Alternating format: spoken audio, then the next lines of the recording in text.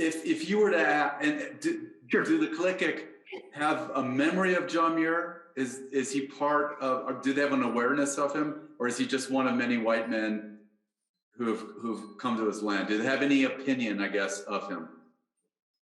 Definitely. They Okay, definitely. so here's the follow-up question. What would they say to the Sierra Club for calling him a racist?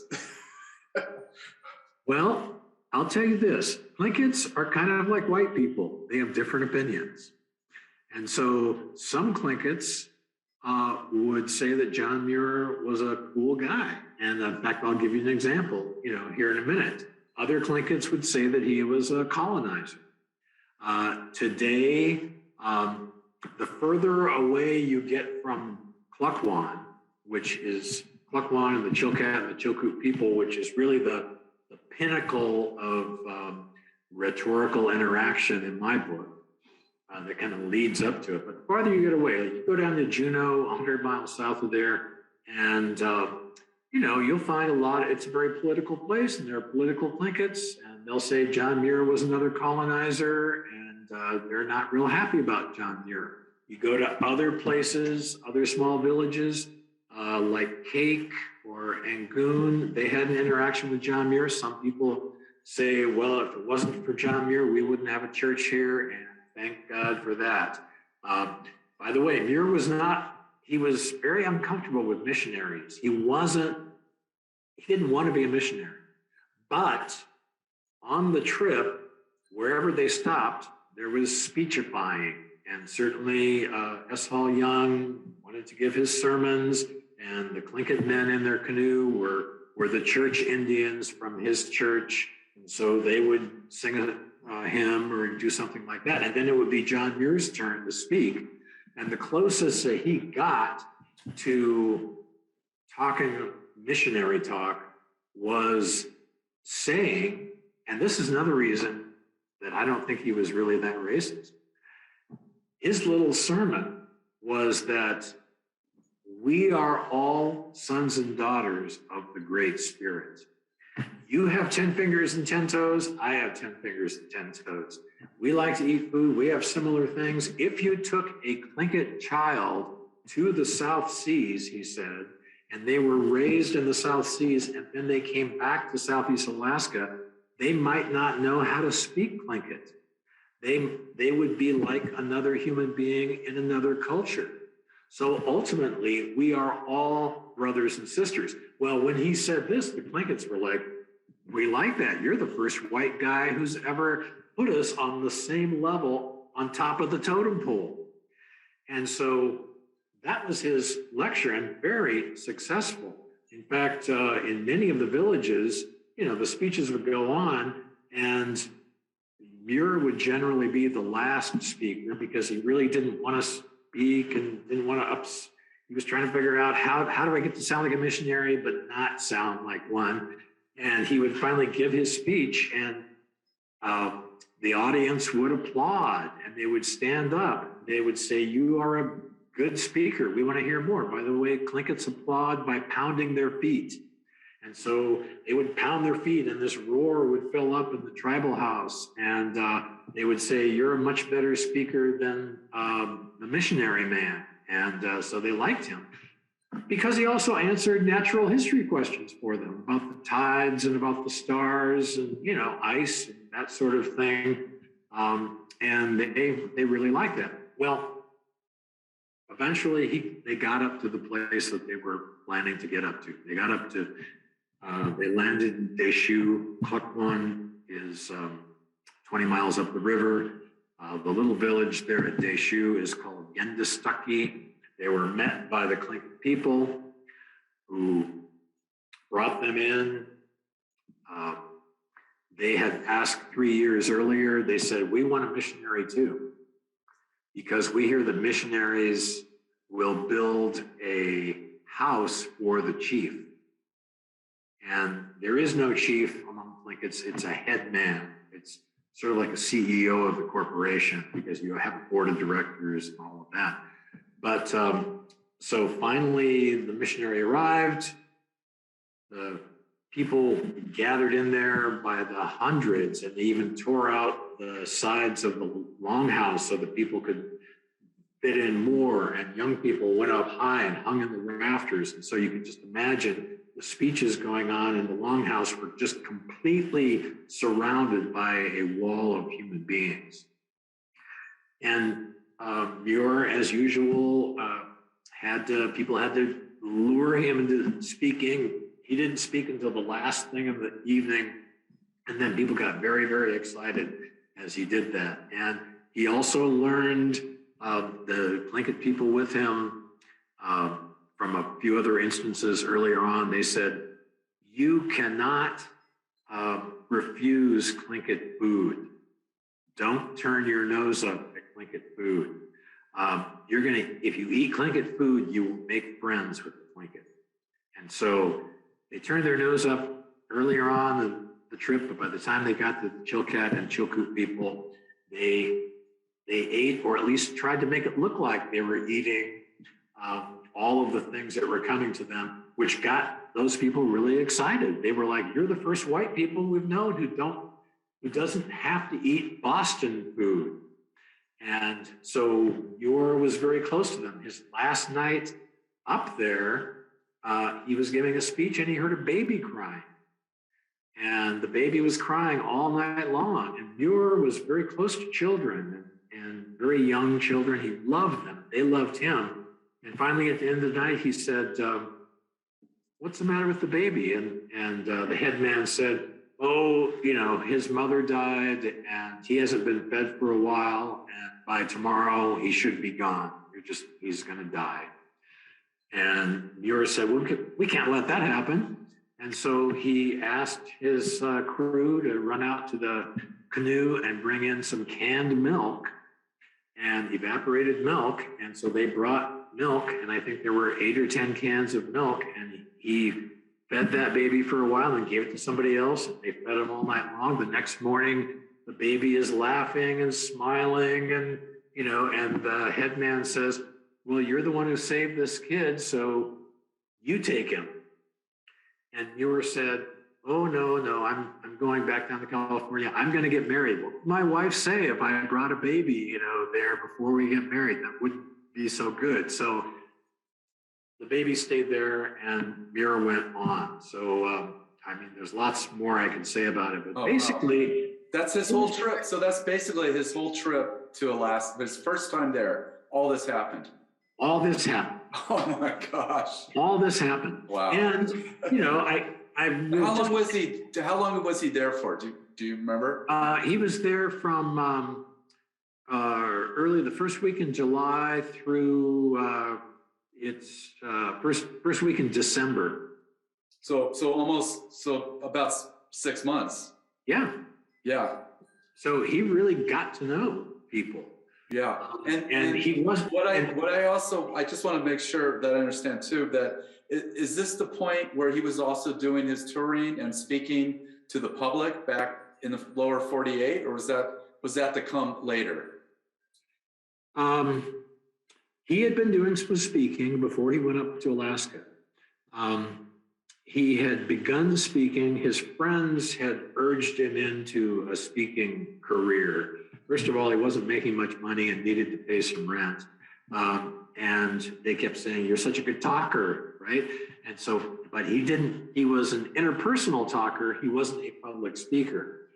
I'm a public speaking teacher, so this is part of what's fascinating to me about it, that finally they convinced him, look, you can make some good money. And Muir even wrote in his journal, it wasn't that I wanted to give the speech, but the Scot in me couldn't turn down the money.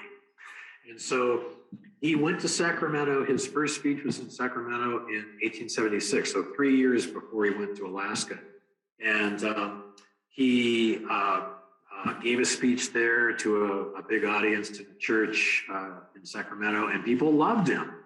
And the newspaper reporters, the reviews of it were great. And so more and more people started picking up on that. And he wasn't super busy, not like he would be after he came back from Alaska. But the way he got to Alaska was he got an invitation from the General Presbyteriate to be a speaker at Yosemite about glaciers. And so there was a big, in June or May of 1879, there was a big conference there. About 300 Presbyterians had come there from all over the country. They'd taken train rides. Now they're in Yosemite, which was pretty rough and tumble at that point. But he gives a speech about glaciers carving the mountains and that sort of thing, and they love it. And Sheldon Jackson, who was also there, who was the secretary of the General Presbyteriate of the West, everything west of the Mississippi, Sheldon Jackson was in charge of. So he started more than 200 churches in the West, Presbyterian churches. Anyway, he was one of the speakers. And after Muir had spoken for the second time, Jackson went up to him and said, since you're talking about Alaska and glaciers, perhaps you would like to join me and my brethren in 10 days when we go up to our first mission in Alaska. And then you can see the glaciers firsthand. And Muir jumped at the chance. He got his stuff together. He took off with the Presbyterian elders from San Francisco in 10 days.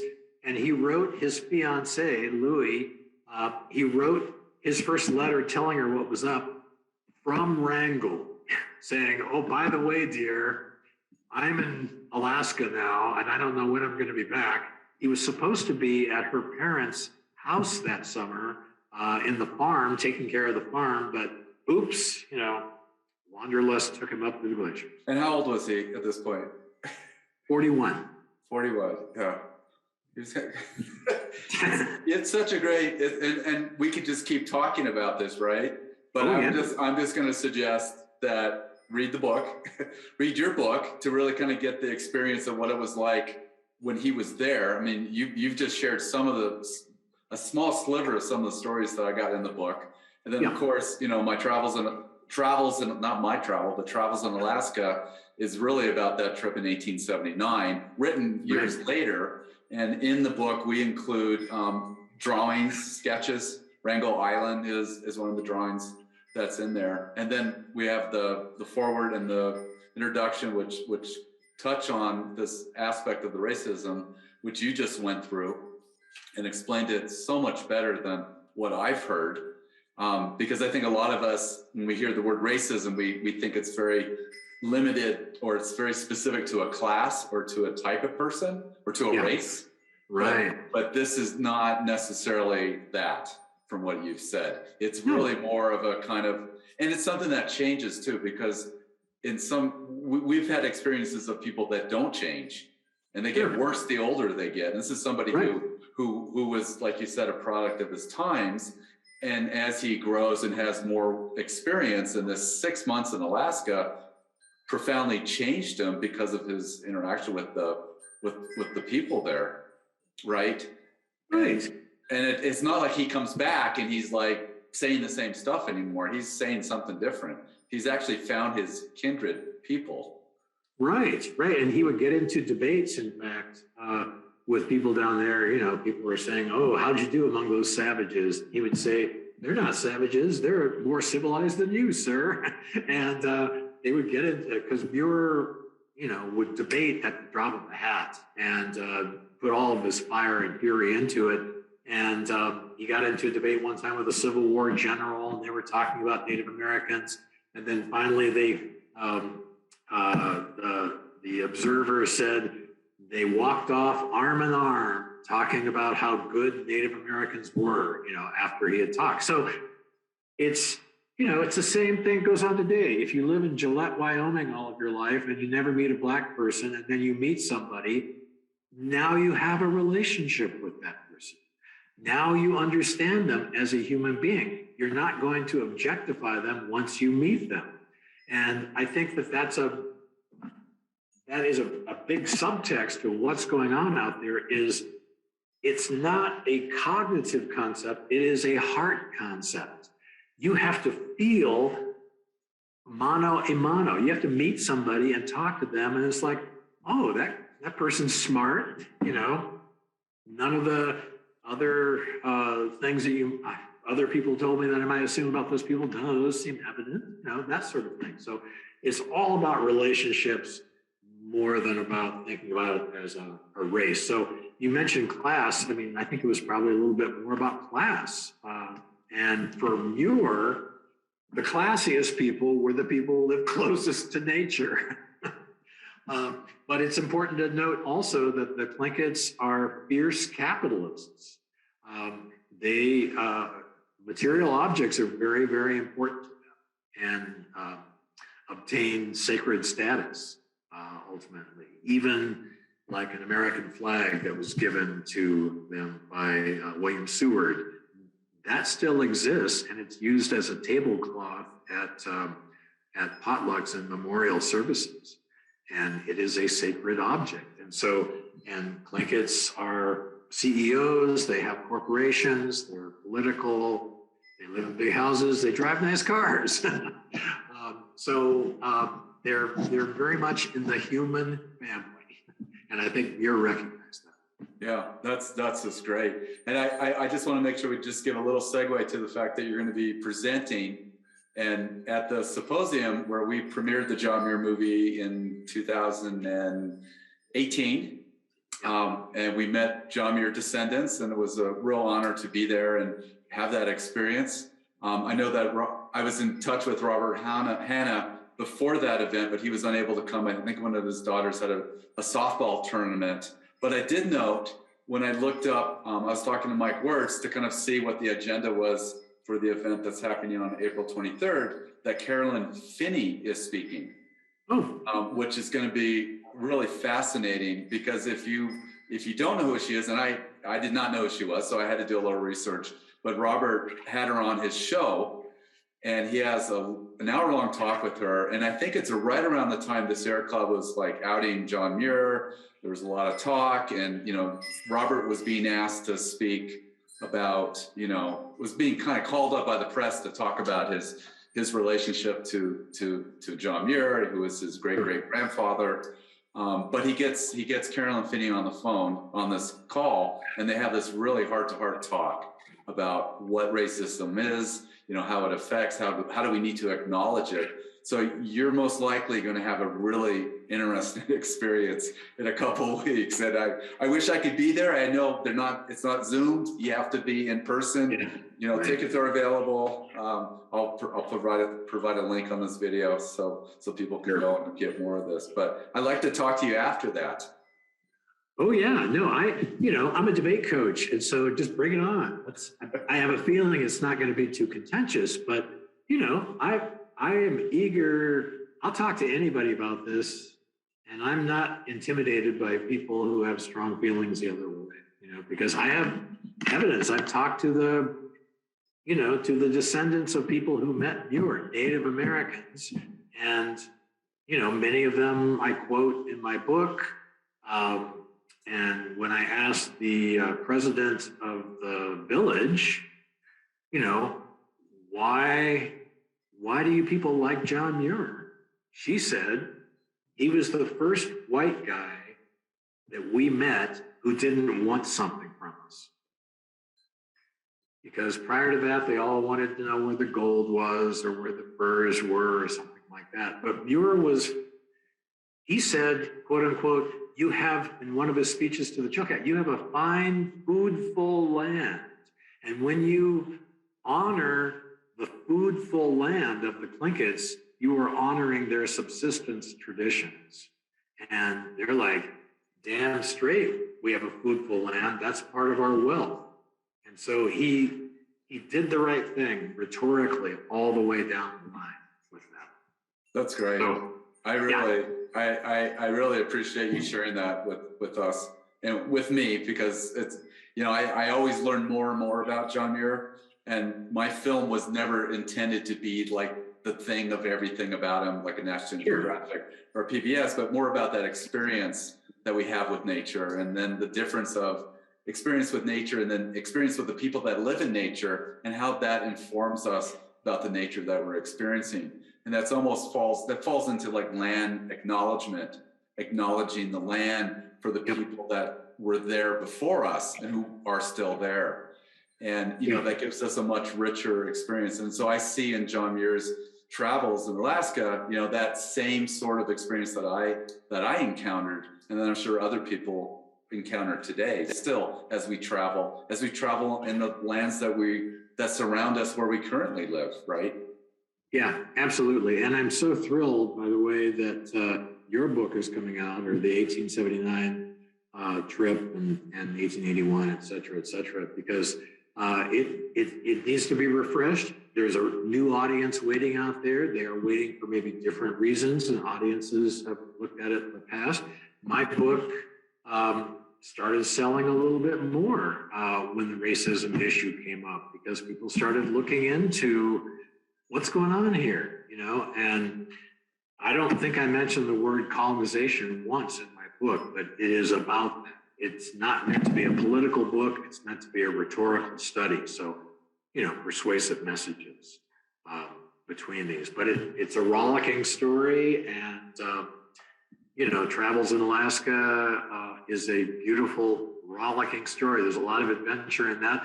And, you know, people who are picking up your book and looking at it might want to realize that pages from that book were on Muir's chest when they found him in his bed dead on that Christmas morning, 1914, I believe.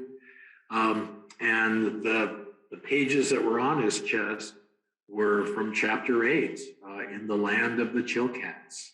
And so it's the one chapter in all of the writing that Muir did. It's the one chapter that is solely dedicated to Native American experience. I mean, all through the book, there's a lot of Native American experiences, but in that book, in the land of the Chilkats, it's all about his experience with Native Americans. And so you can pick up a lot from that. And then if you're really interested, of course, you can go back to the digital archives available through University of the Pacific, which I looked at and which are awesome. It is so great to read Muir's journals, which have a lot that is not in the book.